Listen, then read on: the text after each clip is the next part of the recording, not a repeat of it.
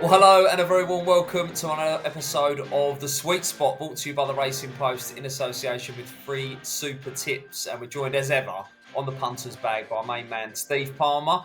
Steve, how are you? Good morning, Dave. How are you? Yes, I'm a bit frazzled, to be honest. The golfing year so far has been good week, bad week, good week, bad week. Last week was a bad week, even though it started so well, didn't it? On Wednesday night, we were cock-a-hoop.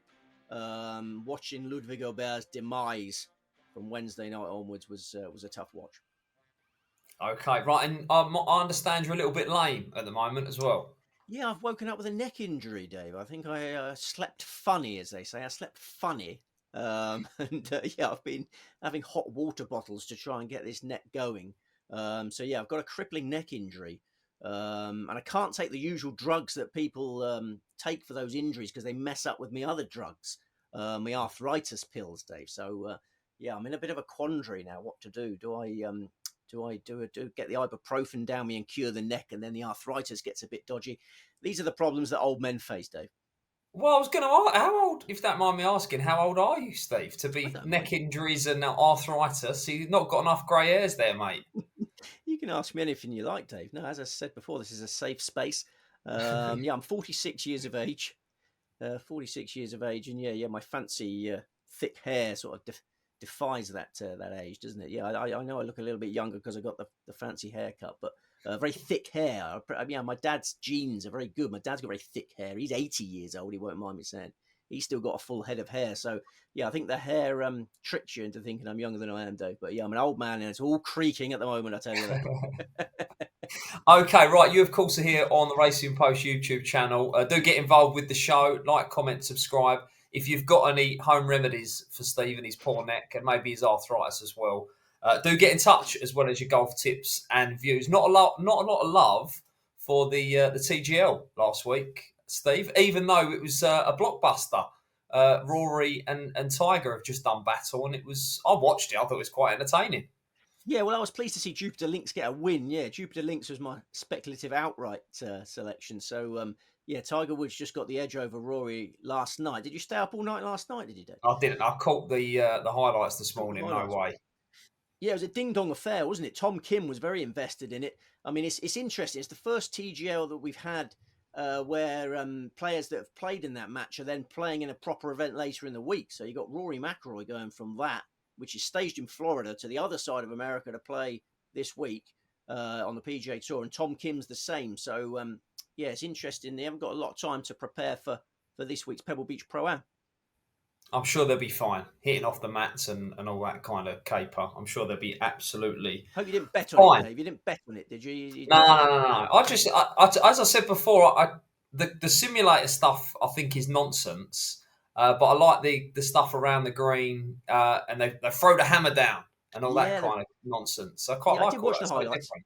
There's a lot of hammer throwing, wasn't there? Did watch the Yes. highlights.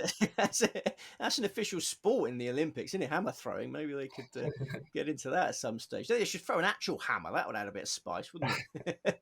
It's just a towel, isn't it, that they throw?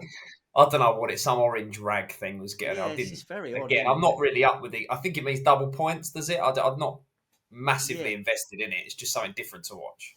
it is. It is. No, it keeps you off the streets, Dave, and that's a good thing. It is. It is. My missus will tell you that as well. Right. Let's look back before we look forward. Then we'll start with the Farmers Insurance Open. Torrey Pines 8 under. Harris English getting the job done. Um, Would it be fair to say that you may have not been counting the chickens before they'd hatched, but you certainly seeing a crack or two in the shell, should we say, with Ludwig? Oh, I mean, if you want to get straight to Ludwig Aubert, you're more than welcome. Yeah, I mean, Wednesday night was, as I say, the highlight of the golfing week. I was guffawing away. I always go to the pub on a Wednesday night, and I was guffawing away in the old Chip Inn about the fact that I'd had a golf winner on a Wednesday night. Um, Obviously for the I've got first the time. WhatsApp messages to confirm that also. Well, he went from 10-1 to 7-4 in the space of 18 holes. He's carded a 63, which could have been better. I mean, he was in imperious form. He missed a few short putts. I'm having the time of my life in the old Chip Inn, expecting him to go on to victory there. But little did I know while I was guffawing away over my pints of Atlantic that he was going to be struck down by influenza. I mean, I assume you followed the story, Dave. If you just looked at the Well, bear, yeah, he definitely wasn't quite right, was he? my word. I mean, he was struggling to walk at times. So he follows up that first round 63 with rounds of 75, 74, 79. And there were times when he was like hunched over and, in a terrible state. But the thing is, because he got off to such a good start, he didn't consider withdrawing because it wasn't until sort of 9 holes into the final round that you'd say his race was run. He was battling away and he was just close enough that if he could suddenly start feeling better, and start playing like he did on Thursday, then he could get back into it. But then, after 9 holes on Saturday, the final round on Saturday, it was all over. So it was difficult to watch Ludwig Albert, and and Harris English was one that we need to talk about, and one that we perhaps should have had on our radar, Dave. Well, hindsight's a wonderful thing. I think it was 100-1 going into it. A fifth PGA Tour title for him. But course form was there. If you could just take that leap of faith, runner-up 2015, third in the US Open in 2021, and he's a good ball striker. So if you took that leap of faith, he could have been found.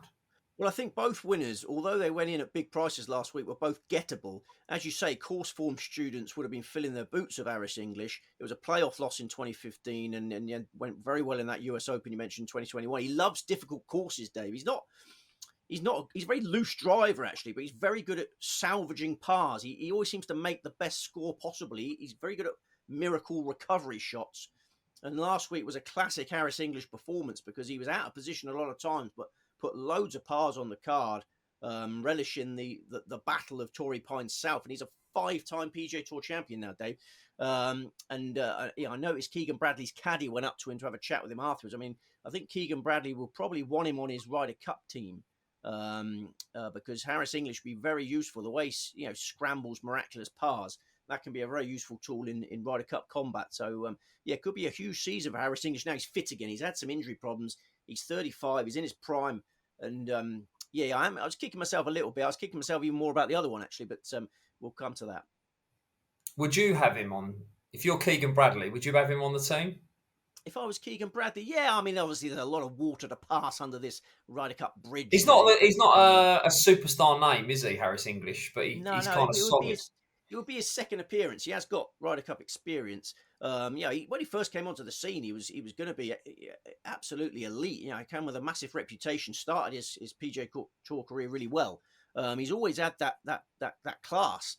Bruce Millington, the former presenter of Sweet Spot, used to castigate me for my faith for Harris English because I always thought he would develop into a superstar. It hasn't happened yet. No majors, no huge tournament wins, I suppose.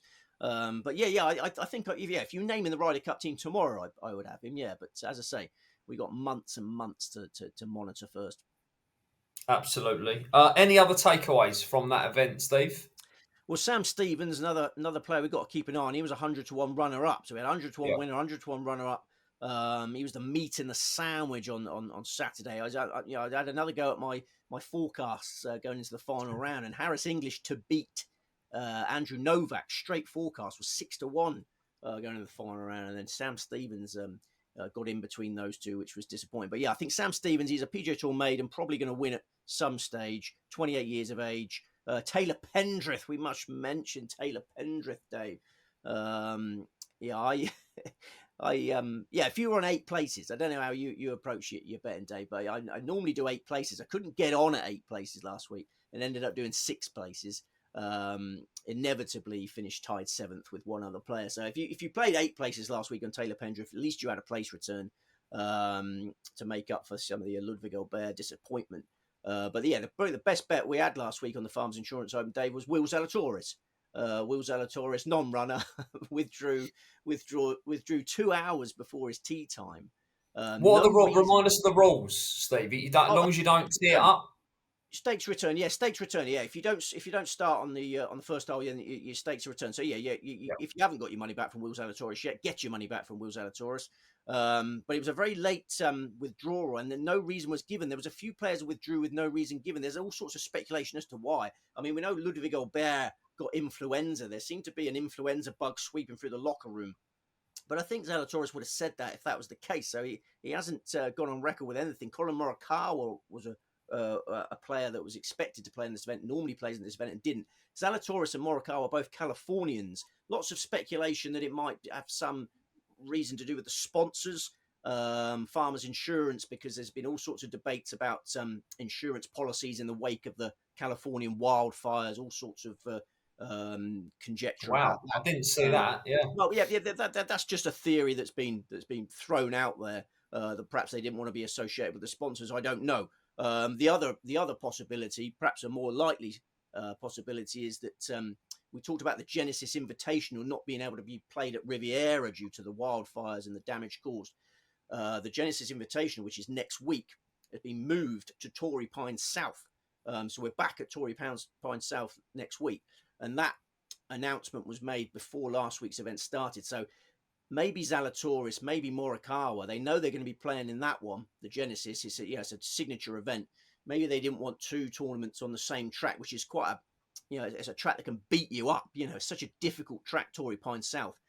Maybe they decided they didn't want to put themselves through the rigors of two sessions at Torrey Pines South. So, all sorts of theories, but no official confirmation from either player on why they were absent last week. Xander Schauffele didn't play.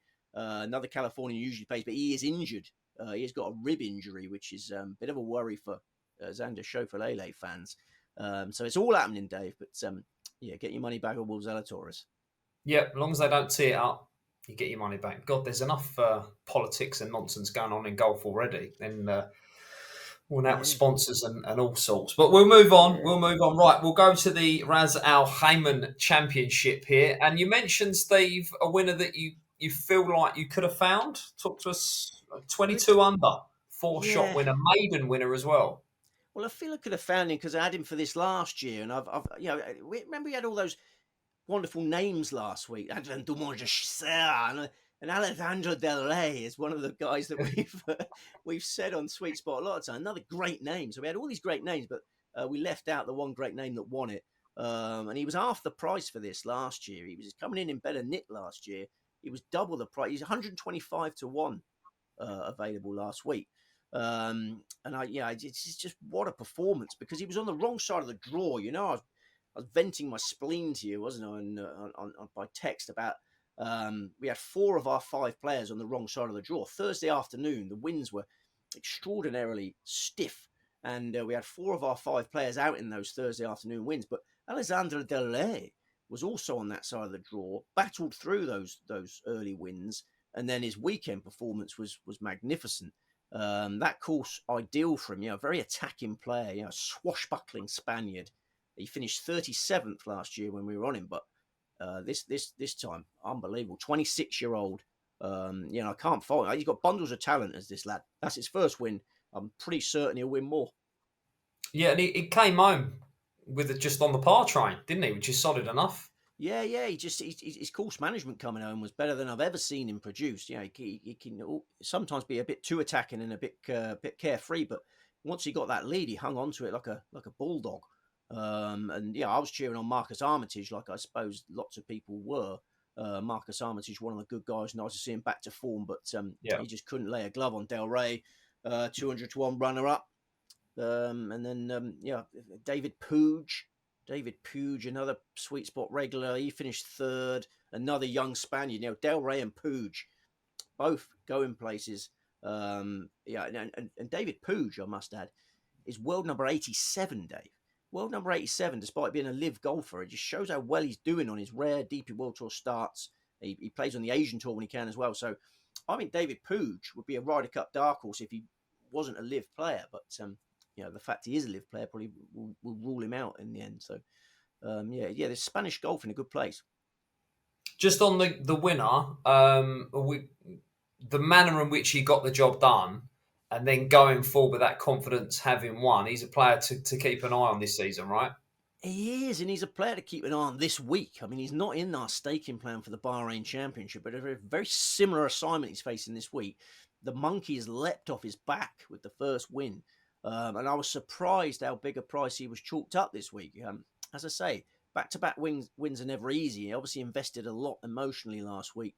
Winning from the front is the hardest way. So he's not made the staking plan, for Bahrain, but he wasn't far off.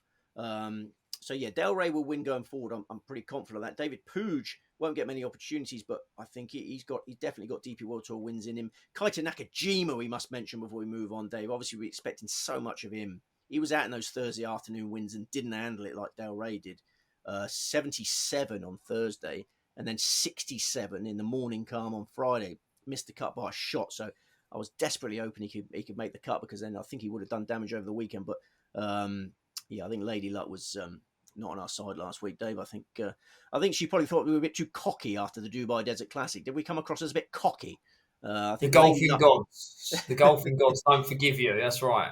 Lady Luck was watching, Dave, and she humbled us last week, so hopefully she'll show us some mercy this time, because we're not cocky. Okay, right. Let's move on then. Let's look forward. Sorry. 2 events. We'll go in chronological order, and we'll start with the Bahrain Championship. Talk to us about the track. What sort of player we're looking for, Steve? Format, everything. Give us the whole caboodle. Yes, Royal Golf Club, Bahrain, 7,302 yards, par 72, 4 par 5s. The first DP World Tour event it staged was the 2011 Volvo Golf Champions, won by Paul Casey. The second DP World Tour event there was last year's inaugural Bahrain Championship, won by Dylan Fratelli. It's a Colin Montgomery design, quite undulating, but fairly straightforward unless the wind blows, which it will be this week, Dave, particularly over the first 2 days. Very fresh breeze blowing the first 2 days, and then moderate breeze over the weekend. So I think an accurate approach play is the key to success. Finding the right sections of these undulating dance floors. We've got a field of 132 going to post. I had a very brief look at the track, and there is a lot of water around, particularly coming home. So might we see some drama at the end? Yeah, we could see. I think we'll see lots of drama throughout. I mean, did you notice at the start of the back nine, you got 2 drivable par 4s in the right conditions, 2 really short par 4s starting the back nine. So with 4 par 4s that are reachable in 2 shots, and then 2 par 4s that are reachable off the tee to the lusty hitters. You're going to see lots of dramatic leaderboard ups and downs, fluctuations. Yeah, and important, the kind of what I would call like the hot spots on the course, places where you can score. You get a player in the frame, up there on the leaderboard. You've got a few quid on each way, whatever. But watching that final round when they get to a hole in which they should score well on, once you've got clued up, it just, I think, makes it a little bit more enjoyable. Absolutely, yeah. No, we know which holes we should be picking up shots on, and we'll be following them avidly. What's a hot spot? Not. You might be too young for that one, Dave. There was some sort of program we used to watch as a youngster. Yeah, is it Michael Barrymore? Oh no, we can't talk about Michael Barrymore. I think he got himself in a bit of trouble, didn't he? Listen, he still presented was it Get Strike It Lucky, something like that? Yeah. I'm glad you know what I'm on about. I thought you might. You're not alone. Yeah. You're not alone. Let's move on anyway. Let's move on. Right, the market. Patrick Reed, 16s. Ollison, 16s. Puig, 18s. Laurie Cantor, 20. Strong field here at the top of the market. Well, yeah, they're struggling to identify a clear favourite. We'll come to the 3 players that are contesting favouritism later, but we're not tipping any of them. Nice big prices, I hope. How many in the team? I've got 5 selections. I've got 2 very, very juicy prices. Yeah, I think you're going to be happy, Dave. I think you're going to be content with the staking plan. Each way doubles are plenty this week then. Right, who is the main pick? Laurie Cantor. 20-1 Laurie Cantor, who was magnificent from tee to green in the Dubai Desert Classic last time out. He finished 3rd despite holding hardly anything. Freshened up by skipping Khaimah last week. Returns to action, ready to overwhelm Royal Golf Club. Strong drivers can set up so many birdie chances at this track. We mentioned the 4 reachable par 5s. You've got the 2 drivable par 4s. Cantor's got the tools and the power to make merry on those holes. He had it on a string at the Emirates the week before last. We got wind in the forecast this week, which adds to his chance. His ball striking is so solid at the moment. Really bright performance for Great Britain and Ireland in the Team Cup. He contributed significantly to Great Britain and Ireland winning that Team Cup. Hit it like God in Dubai. Loves desert golf. So I see a second DP World Tour title coming for the Pride of Bath on Sunday.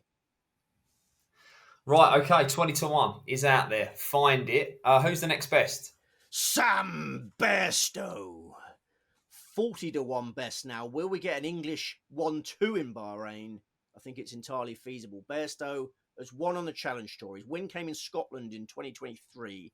He showed as an amateur how comfortable he is playing in a breeze. He's a former world number 7 amateur, Dave. Turned pro at the end of 2022. Quickly won promotion from the Challenge Tour. Then he started last year with 3 solid spins in this region. 23, 23, 13. 23rd spot came in the Bahrain Championship. He was actually 4th going into the final round, Dave. His first taste of contending for a DP World Tour title. Made a triple bogey on the second hole. Triple bogey 6 on the second. Yeah, we can forgive him for struggling on his first taste of trying to win a DP World Tour event. But it was a decent performance all round. Then he became a leaderboard regular on the DP World Tour. He was 3rd in the Singapore Classic, 6th in the ISCO Championship, co-sanctioned with the PGA Tour, 2nd in the French Open, 14th in the DP World Tour Championship. He actually had 12 top 25s last year.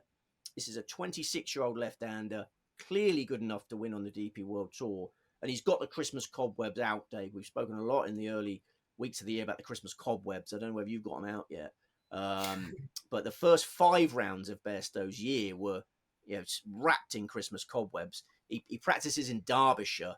The weather in Derbyshire has been very unhelpful around Christmas. So been very rusty, but he opened with a 76 last week, Dave, and we thought, oh, here we go. The rust is still there. But that was on that windy Thursday afternoon that I mentioned. So he's out in the worst of conditions, gets off to a horror start. 13 under par for the final 54 holes. Finished the tournament in 16th place. So the rust is gone. The cobwebs have been dismantled. Bairstow. Is that what you do to cobwebs? You dismantle them? You dismantle them, Dave. Listen, it's the 28th of January, like Christmas cobwebs and shaking rust off. When do we park that and just who's informed and who isn't? Well, absolutely, yeah. I mean, in Dubai Desert Classic, he was full of Christmas cobwebs and rust. First round of Raz he was, but then the final 3 rounds of Raz, Bairstow was back playing the golf that we all know he's capable of. Massive runner this week. Okay, hopefully the weather in Derbyshire will clear up for him as well, so we can get some much needed practice. Right, 3 more to come, and I'm hoping that the prices get bigger. So who's next? Yeah, they're getting bigger all the way now. They're Ugo Casaud. 50 to 1 is best now. Another eye catcher last week. 10 under par for the final 3 rounds. Tied for 16th place alongside Bairstow. Another excellent desert performance from Casaud. He kick-started his career by winning on the Challenge Tour in 2023. His first taste of desert golf in the Middle East came from 15th place in the Abu Dhabi Challenge in April 2023. Then he was runner-up in the UAE Challenge that year. Last year, he got his first go at DP World Tour action in the Middle East, and he fell in love with those assignments. Progressive form figures at the start of last year, 70, 34, 12, 2. The 12th place came in the Bahrain Championship. The 2nd place came in the Qatar Masters. Later in the year, he was 7th in the BMW PGA at Wentworth, flagship event. Then he signed off for last season with 6th place in the Abu Dhabi Championship, another great desert performance, 30th in the DP World Tour Championship. So this lad clearly loves desert golf. He's got the power to overwhelm Royal Golf Club. I see him strongly threatening for a maiden DP World Tour title on Sunday. Can we just have a repeat of his name again? Just one more time. Ugo Casaud. Okay, let us know in the comments below if that pronunciation is even close to what it should be. Now, hit me with some massive prices, Steve. Who else we got? We've probably got some French viewers, haven't we? But I guess the French viewers, want.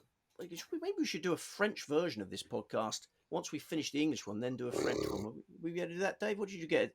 You good at French? I've got A levels in French and German. Have you? We'll be all right. Yeah, we'll be all right. I'll tell you, in order to do that, Racing Post readers may be familiar with the name Liam Flynn, and he is multilingual in all sorts. He could come on, do Spanish, French, German, Italian, the lot for us. Why did you choose to do those 2 at A level, Dave? Were you planning being a jet setter and being some sort of air steward? I couldn't tell you. I couldn't tell you, Steve. I couldn't tell you. Okay, we'll revisit this They've after the come show. to zero use in my life, though. I can tell you that much.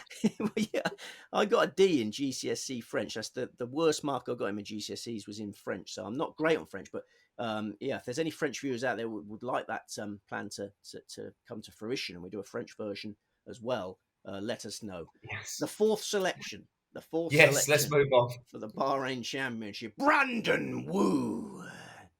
100 to 1, Brandon Wu, better known to PJ Tour fans than DP World Tour fans. This time last year, for example, he was finishing 47th in the Pebble Beach Pro-Am signature event on the PJ Tour. He beat Xander Schauffele in that. He beat Victor Hovland. He beat Rory McIlroy. He beat Hideki Matsuyama. He's used to competing alongside big boys, and now he's in a DP World Tour event with not many big boys.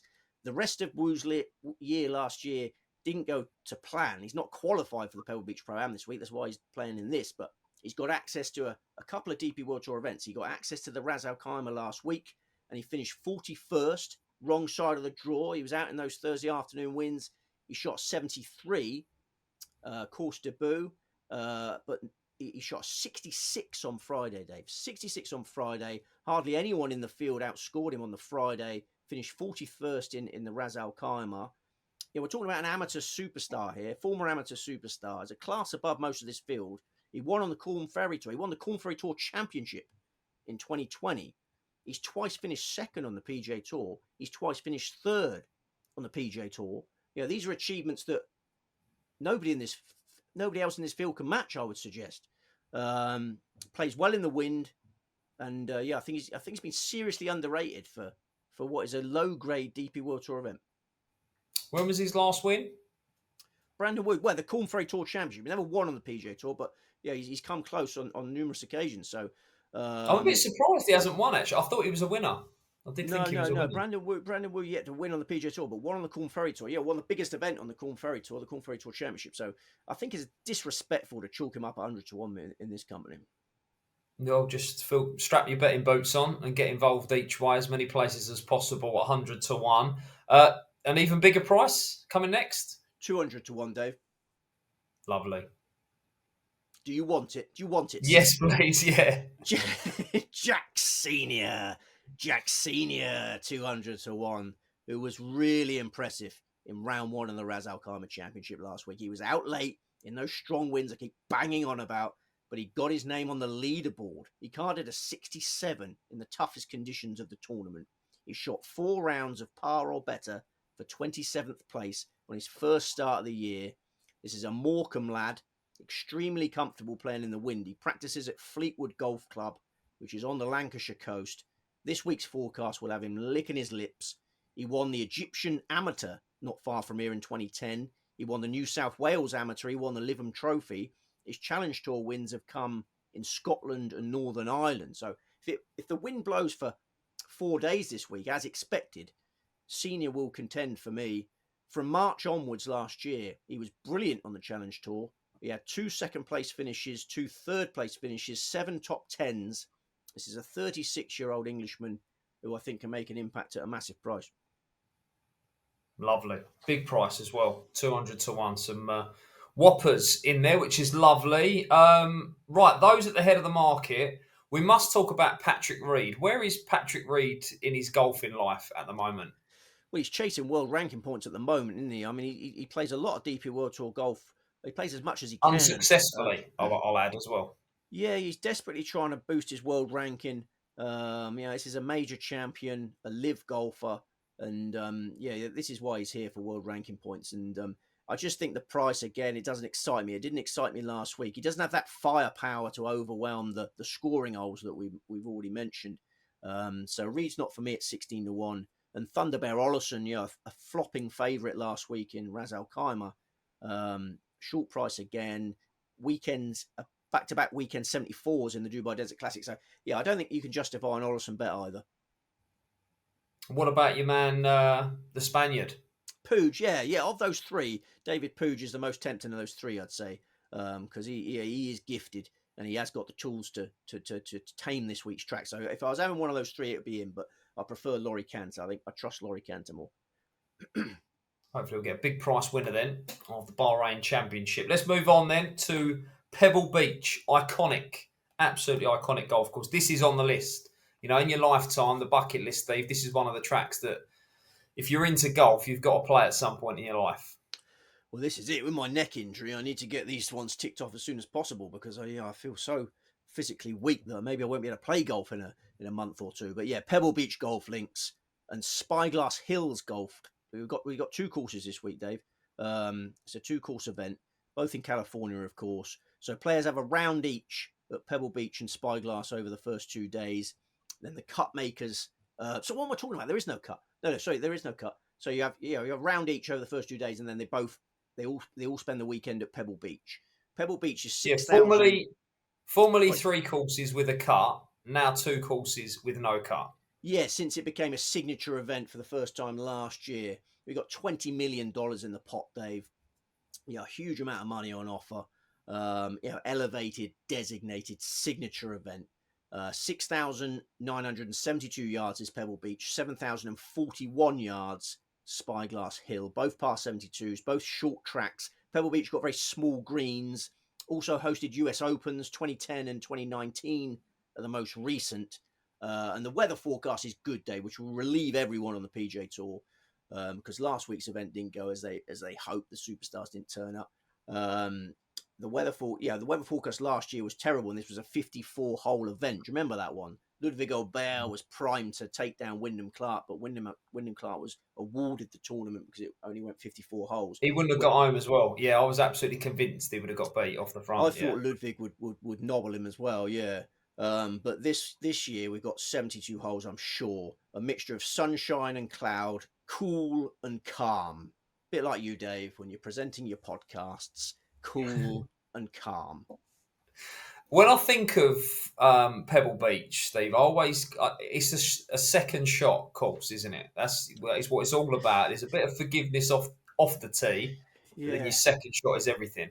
Well, you haven't got it far off the tee, have you? These are very short tracks by modern standards, and as you say, the targets on approach are so tiny that you have to be excellent on approach. So yeah, you're right, Dave. And that is one of the main reasons we're tipping this player as our number 1 selection.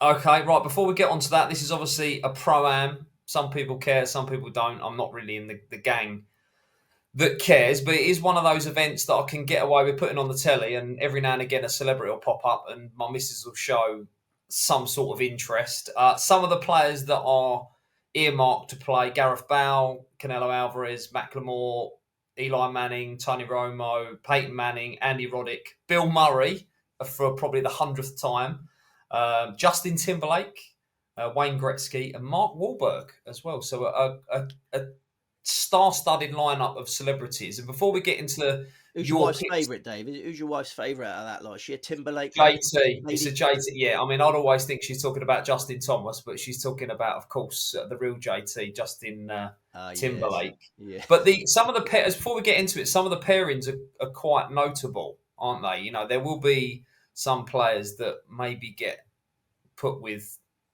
nobody's Z lists that will slow them down. But there are regular pairings, friendly pairings that some of the pros will thrive off of and enjoy. Yeah, I mean, you can get distracted if you have a partner who's, not very good. I mean, the longer they take to complete the hole, the more of a negative impact it has on the player. But, you get characters. You get characters, Dave. Bill Murray, obviously. Bill Murray is not one you want to have alongside you. I remember D.A. Points managed to win with him as an amateur partner. I think D.A. Points won this tournament many moons ago, I think, and I think he had Bill Murray in tow, so it can be overcome. But you want a good player and a quiet player, ideally. Right, market. The chef is back 5-1. Scottish Scheffler, McIlroy around about 12-1. Morikawa 16s. The real JT, Justin Thomas, 16s as well. A stellar lineup here, Steve. That's it. Yeah, the real JT. Yeah, and I'm not a huge Timberlake fan. Was he known as the trouser snake, or is that someone else? Listen, I don't know. Ask your wife. You brought that up. Ask my wife. Ask your wife. Not sure what you mean by that. Anyway, I thought that was anyway. Yeah. Let's move on. Okay, right. How many in the team for five? Five selections. We've got a 5-5 formation. It's unusual for us to have this many tips, actually. We've got 5 in both tournaments. Yeah, 25 each way doubles. 25 each way doubles. Like your style, Dave. Okay, the main selection is Justin Thomas, the real JT. 14-1 best price now. The time has come for us to back Justin Thomas. We've been waiting patiently for this opportunity. He's been tempting us lately, hasn't he, Dave? He's been looking right back to his best. I think the time has come. I think he's by far the best value of the market principles in the Pebble Beach Pro-Am. This course, as we discussed, all about precision iron play to small greens, putting less important than usual because the dance floors are so small, but scrambling and chipping more important than usual for the same reason. Thomas has always been one of the best in the business on approach. He's got magic touch around the greens. I think he would probably already have won the Pebble Beach Pro-Am. It had been regularly on his schedule, but it hasn't been on his schedule. This was only his third start in the event. Obviously now it's a signature event. A lot of the superstars have been attracted to it. He finished 6th last year on his return to the Pebble Beach Pro-Am. We've seen him strongly contend at Riviera on the West Coast swing in the past. Maybe Pebble Beach will provide a first PGA Tour victory in California for JT. He was in great nick at the end of last year, second in the Zozo Championship. Then he became a father after that event. Third in the Hero World Challenge. Slow out the gates in the Century. First Christmas as a dad, but closed with a final round 63. And then he was runner-up last time out in the American Express. He was great in the TGL, not that amounts to much, but his putting stroke looked really good in the Amex, didn't it, Dave? So that will greatly encourage him. He's back in the Golden State this week. So, yeah, I think a long overdue 16th PGA Tour title is coming for the real JT. and I can feel the YouTube comments coming alive as you try to slip in a TGL form line in there as well. Well, let's take that form with a pinch of salt, I think. But well, he wasn't playing this week. That was last week he played that, so it's not like it's going to interrupt his preparations, which I think it does with Tom Kim and Rory McIlroy. And this is a winner waiting to happen. We've spoken in recent weeks about Justin Thomas. He's looking like a force again. Yeah, he's been in the doldrums and he's getting back to his best. And like the putting is the key to JT. But as I say, there's not a premium on putting this week because the greens are so small. And as I was really encouraged by the Amex putting stroke. Maybe he has found a solution. But of all the market principles, we can go through them all later if you want. He's the most appealing by far. Okay, so I'm sure we'll see him throwing some darts at those tiny greens. Right, next best. Who's that? Maverick McNeely. We are back on the Maverick McNeely Express. 50-1. Grew up playing Pebble Beach. His family lived nearby. Always been comfortable on this terrain. He's shown it in the Pebble Beach Pro-Am. He finished 5th in 2020 when he was ranked 349th in the world. He was runner-up in 2021 when he was 189th in the world. He tees up this week as world number 26. He tees up at Pebble Beach this week for the first time as a PGA Tour champion. Made his breakthrough at the end of November in the RSM Classic. You put Maverick on a short coastal track and he will be dangerous, Dave. That's right. Ice man. I am dangerous. And I think he's going to be more dangerous than ever this week. Yeah, Maverick is looking very dangerous at Pebble Beach. 8th place in the Century was a fine start to the year. He's made the cut without contending in his 2 starts since. He was 2 under par for his final 4 holes in the Farmers on Saturday. I think that's worth noting because a lot of players walked off at the Farmers on Saturday demoralised. Everyone struggled on the final round of the Farmers. I think it's worth noting that he played those final 4 holes nicely and left in reasonably high spirits. 29-year-old Californian, ready to win a second PGA Tour title if Justin Thomas doesn't. I'm very much on the McNeely Express as well. We like that one. Right, next selection, Steve. Need a Top Gun 3 to come out as soon as possible, don't we? The next one is Akshay Bhatia. 80-1 available at Akshay Bhatia, another cocksure Californian. Bhatia, a 2-time PGA Tour champion at the age of 22. He played well at Pebble Beach in the 2018 US Amateur Championship. He was 30th on his Pebble Beach Pro-Am debut in 2021. He was ranked 987 in the world at that point. His second start in the Pebble Beach Pro-Am comes this week, and he's world number 31. His only Corn Ferry Tour victory came by the coast in the Bahamas in January 2022. His maiden PGA Tour title came in California. Made for this week's assignment, Dave. Loves playing by the sea. Ended last year with 4th place on his Hero World Challenge debut in the Bahamas. He's warmed his engine up nicely in 2025. 13 under par weekend in the Century, followed by 37th place on his Dubai Desert Classic debut last time out. That Dubai effort could have been better. There was a rules blunder. He hadn't read the local rules sheet, and he was going up the 13th hole, and he went in the trees in the 13th hole, and he thought, right, my best tactic is to chip out down the 8th fairway. Chipped out down the 8th fairway. Then a rules official scuttled over to him and told him that is out of bounds. That was an internal out of bounds. So that was a horror story for Batia. That was in round 2. He did well to make the cut despite all that drama. It was his first look at the Emirates. He knows Pebble Beach much better. I've been playing it for many a moon. So, I think he's a massive prize. Yeah, I'm not a massive watcher, if you like, or follower of the golf rankings, but he's up to 31 in the world, is he? Yeah. And it's all happening so quickly, isn't it? Akshay Patia, we talk about cocksure Californians. He's probably the most cocksure of them all because he turned pro without a college career. He just knew he was ready for PGA Tour glory, and he's proved it. He's a confident lad, and I was surprised by 80 to 1. Yeah, big fan, big fan. Right, 3 down, 2 more to come at bigger prices, I'm hoping. Who else we got, Steve? Similar prices, another 80 to 1 chance. JT Poston, who suffered some rules drama of his own on that very same day. He was playing in the American Express, and he was standing over his approach shot to the second hole in round 2, and he noticed that his ball rolled back slightly. So there was a big steward's inquiry with his playing partners and then with the officials as to whether he was responsible, whether he caused the ball to move.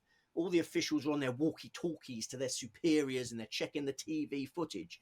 But he couldn't get a decision there and then. So he was told to play on. And he's got this lingering in his head. And they didn't give him a verdict for 2 hours, Dave. 2 hours later, an official comes and says no penalty. In that 2-hour period, Poston's losing his mind. He's looking for the officials. He wants to know what to put on his blimmin' scorecard.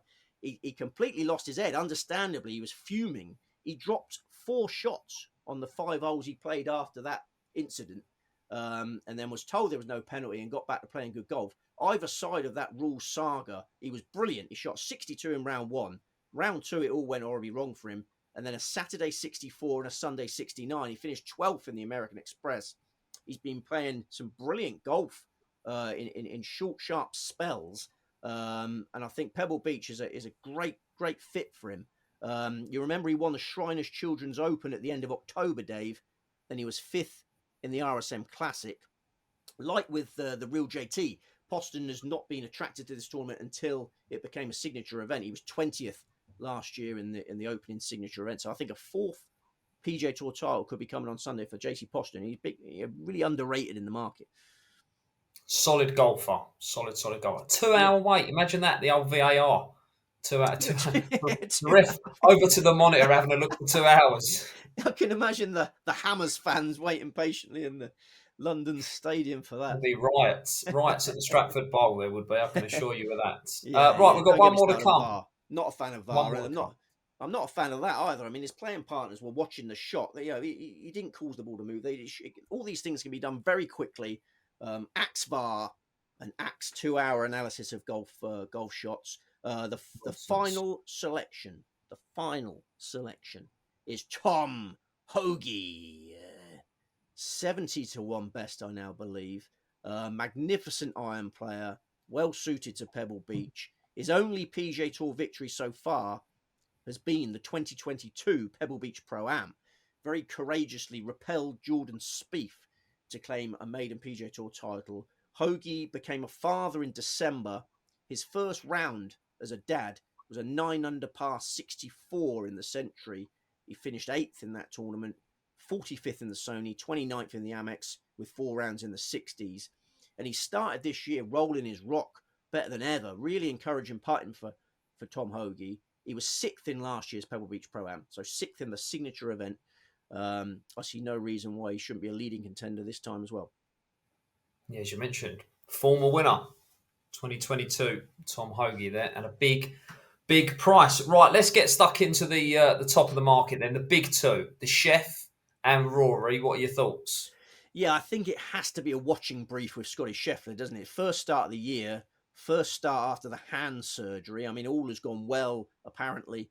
But he's getting a club in his hands for the first time competitively since hand surgery. Obviously injured himself making the pasta on Christmas Day.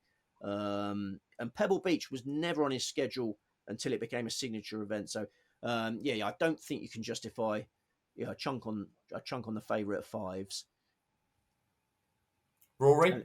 Rory's a bigger price. I mean, we mentioned that interrupted preparation. He's messing around on indoor golf on Monday night in Florida, and then got to get over to California. Never one to follow on the West Coast swing. His record on the West Coast swing is not great. He was tailed off in this event last year. Another one who doesn't normally play in this.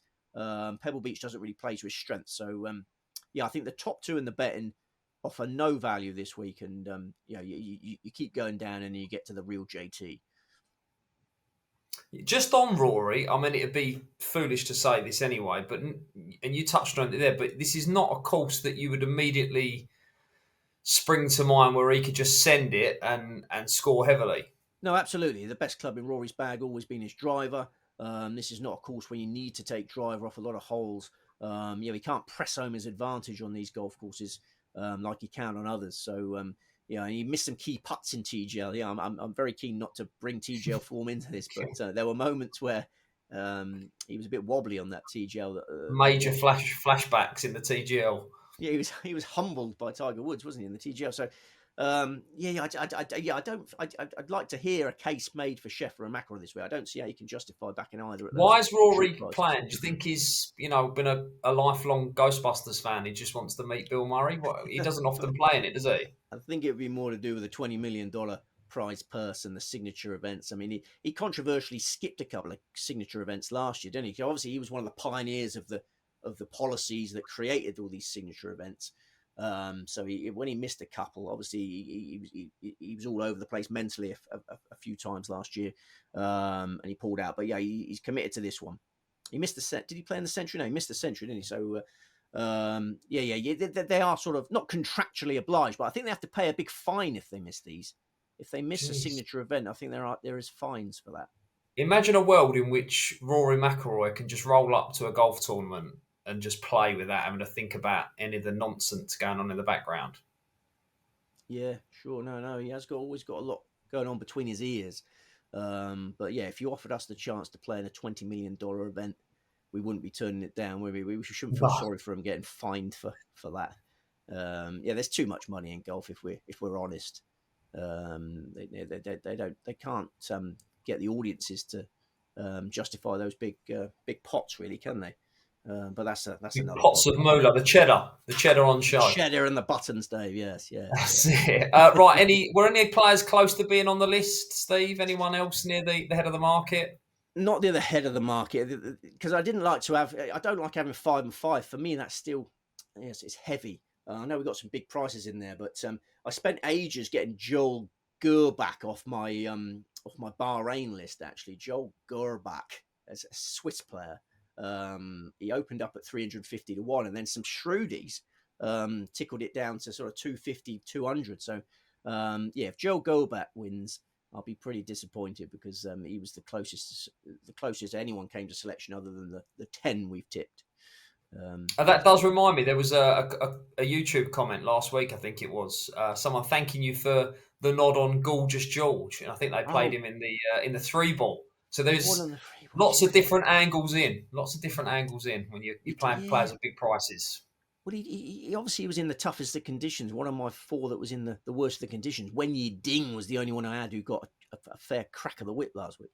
But George hit the ball quite well. You'd be quite encouraged by that. He missed some putts, which is unusual for him. So, yeah, another narrow missed cut for Gorgeous George. I was tempted by him again this week, but no, we can't have them all. He'll come back. You can't have them all. Right, reminder, let us know who you're having this week. Drop in the comments below who you're backing. If you're following Steve, if you're on the McNeely Express with us. Right, let's have a roundup then. We'll start with the Bahrain Championship, the 5 there. Laurie Cantor, Sam Bairstow, Ugo Casaud, Brandon Wu, and Jack Senior. Okay, and at the Pebble Beach, Justin Thomas, Maverick McNeely, Akshay Bhatia, JT Poston, and Tom Hoagie. It's tough to give Tom Hoagie a big lavish name. It's like the opposite of Adrien Dumont de Chasser. where are we this week in terms of coverage? Are these 2 golf tournaments going to just dominate my TV? What are the timings? Yeah. You got Bahrain all day, and then you got Pebble Beach all night. All night. You won't be seeing much of your lady wife unless she wants to tune in to see Mr. Timberlake. What you got coming up, Steve? Anything exciting this week? No. I got to work on this neck injury. Keep me head What down. yourself, or are you going to seek actual proper medical help for it? I don't know. I've got time for actual medical help, Dave. Yeah, it's all go. I may even do dry February. I was toying with this idea of doing dry February. Obviously, the whole world seems to do dry January, but I got inebriated on Saturday night, and the fallout from that has been so severe. I think I've now crossed over to like proper old man status. We talk about all my aches and pains, but I just cannot handle a hangover anymore, Dave. Multiple day hangovers. It'll come to you. I mean, what are you, a decade younger than me, or a little bit more? Yes. Yeah. Honestly, there'll come a moment where you do your usual typical, drinking session, and you'll wake up the next day and you'll think, oh my gosh. And I think I've reached that point now where I just literally can't over beer ever again. But I think what you're drinking plays a part in that as well. Well, there is that. But no, I'm considering dry February. I may be one of the few people in the world doing dry February to just give my body a chance to recover from Saturday night. And then smash it during Cheltenham week. Yeah, is that the play? Yes. Well, I did hear some rumours. My dad was texting me this morning about they're not going to have enough Guinness at Cheltenham Festival. Is there some issue with the Guinness supply? There'll be enough. Yeah. He was worried about that. So, yeah, let me know all about that. I don't know the full details of that, but we'll get stuck into the Guinness in March after dry February. Nonsense. Dry January, dry February, a load of nonsense. Right, enjoy the golf this week. Steve, thank you as ever. Gamble responsibly, and we'll see you next time.